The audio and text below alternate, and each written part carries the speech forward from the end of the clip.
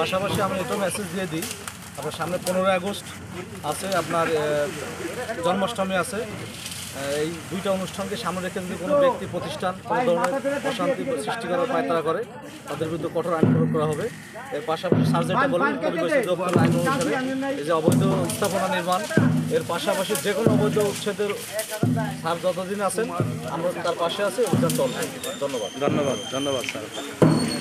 প্রিয় দর্শক দেখতে পাচ্ছেন আজ কুমার নদীর পাশ দিয়ে যে ট্যাঙ্কিগুলো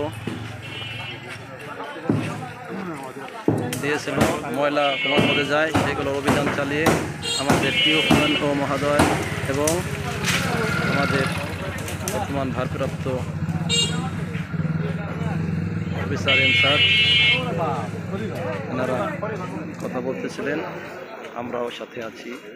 বাংলাদেশের প্রতিনিধি হিসেবে আমরা ওই অভিযানে আছি ইনশাল্লাহ। এখন চলতেছে কামদার পৌরসভা।